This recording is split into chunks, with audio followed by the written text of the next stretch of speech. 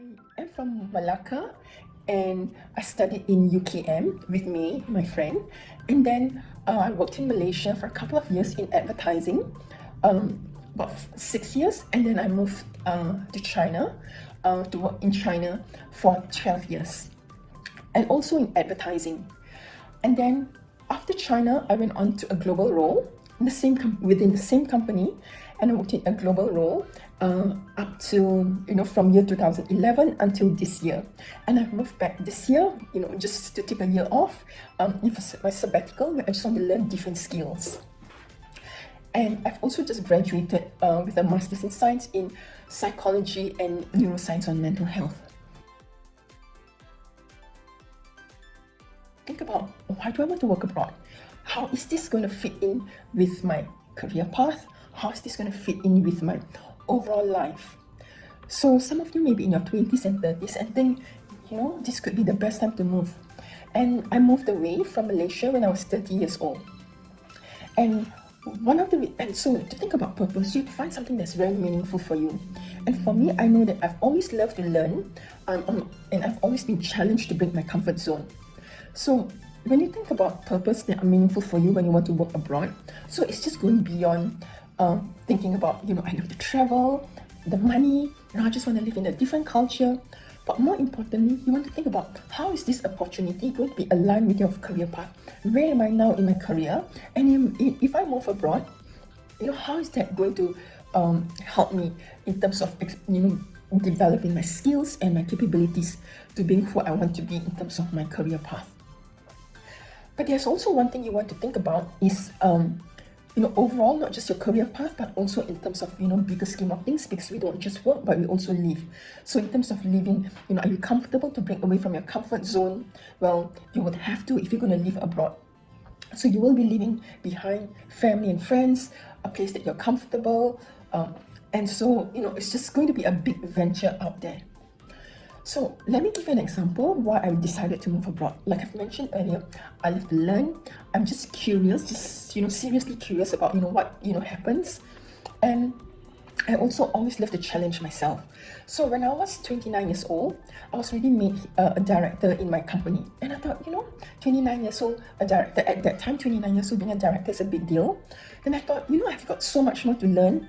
And if this is what it is, you just work this short years to get to director, I could want to think about, well, what if I move to a new country? What would it be like? Is that, how could I break my comfort zone? How am I going to learn more new things? How can I contribute? So it's not all about taking, what the new culture and what this new place would can offer, but more importantly, think about what you can offer.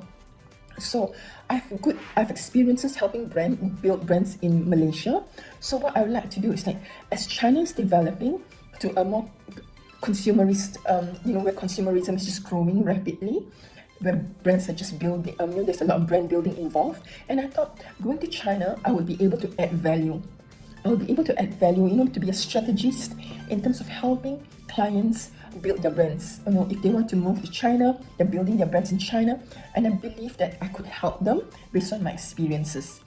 The other option, the other thing that I thought about is, I really do want to live in a new area. So I am Chinese, but my Chinese is really bad, so I wanted to learn Mandarin as well. So that was also another reason to move to China, so to get to know more about the culture and to just explore and just discover more things about myself. And living in China, I've also managed to expand my skills and my capabilities. I've made lots of friends, and we're still friends today, because it's just not just about work, but building, for me, building relationships were important. So I just wanted to go out and make new friends and, and develop meaningful relationships with friends in China. And the reason why I moved from China to London to take on a global role is also something that I've thought through for many years. So it's not like, I just want to work in London.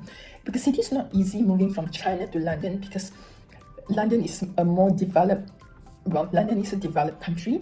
So how does someone who is from a developing country moving to a developed country? And I wanted to start at where I've left off, not going down in terms of my career path. And so I prepared myself way in advance to find out what skills required, what is happening in London, what are the new opportunities in London, and if I were to go, what can I contribute, and how do I go about, preparing myself. You want to do your research thoroughly in terms, right, when you plan to move, because you want to find out, what is it like working in another country. Are you going, are you using leveraging your current skills and capabilities, or are you going and taking on a new role, or learning a new skill, or taking on something that you've not done before? So you need to find out more about the work opportunities, and also in terms of the life, the culture.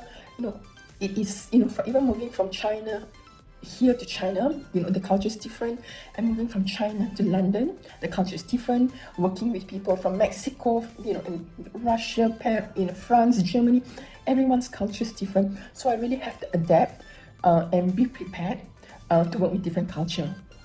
And we're so used to our own culture, but what's really important is to embrace other culture, find out what's good and bad, and try and just, I wouldn't say fit in, but try to make those relationships work. And also the society, what is it like? Will I be able to fit in? Will be a difficult question, because you would not know until you've moved. But there would be, some telling points, like, culture. For example, it's easier to adapt in China than in the UK. So in terms of life, what can you do besides work? So it's just not, you want to explore, you want to travel, but you also want to know, where will I be working? Which cities would be, best for my skills and my capabilities? Where can I learn more? What companies are out there that I would like to work with? How do I go about approaching these companies? So these are some of the considerations you need to make these preparations thoroughly in terms of going about looking for job opportunities. In this recent COVID situation, there's also opportunities where companies would hire you. So, for example, from abroad. So you could be working in a company based in the UK, but living here in Malaysia. So is that something you would consider? And maybe that could be a stepping stone for you in the coming years. The other thing to consider, should I leave now when I'm just beginning in my career, or should I be leaving, when I am, like what I have done, which is I'm quite established and senior in my career? It's, there's no wrong or right answer. It all depends on, are you prepared to move? Are you prepared to learn? Are you, regardless of whatever seniority you are, you may have to start from scratch. Or, so those are things that you might have to consider when moving abroad.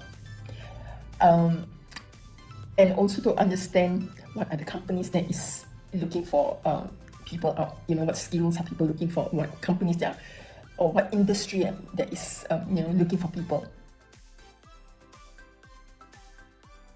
How do you go about looking for these job opportunities? So I was very lucky because I have a company. So I work for a global company that has got offices in different parts of the world. So that's where I moved from China to London. And you could also think about your current company. Do they have any intra-company transfer? Is there any trial that you can work within in the same company but elsewhere? Possibly take up internship. Then think of going broader. You could also think about organizations and networks that could help you, or to help you understand more about the industry, because that you're in and that you are interested to move to, and find out what is it like. What are some of the key areas that is that's important for them? So finding out all these networks could help you as well in terms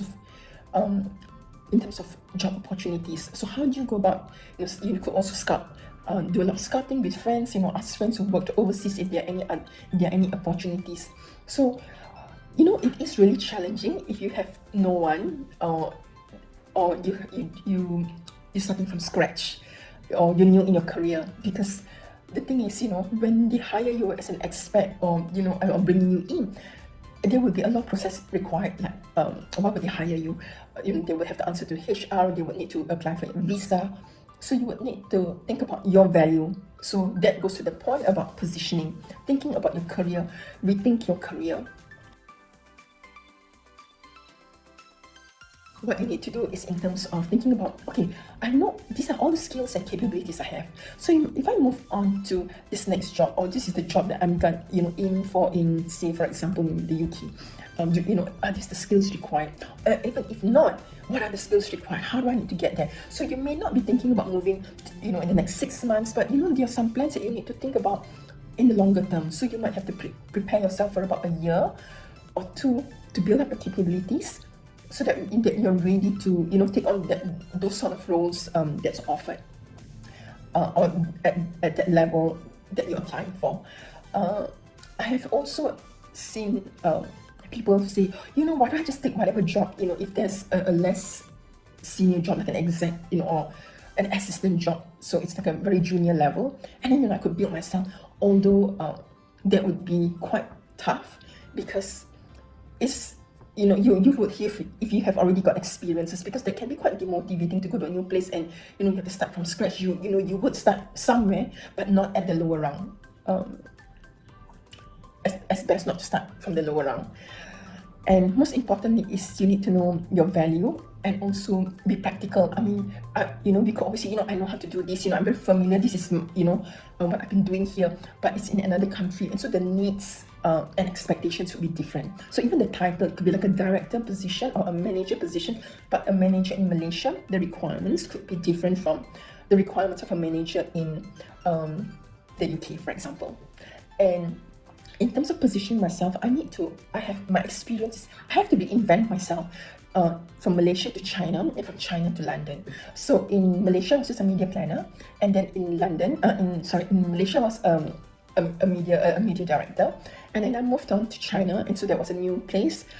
I became a manager, manager role, and then I built my skills. I've also started, I also became the general manager in Beijing. So I've took on, and learned different skills.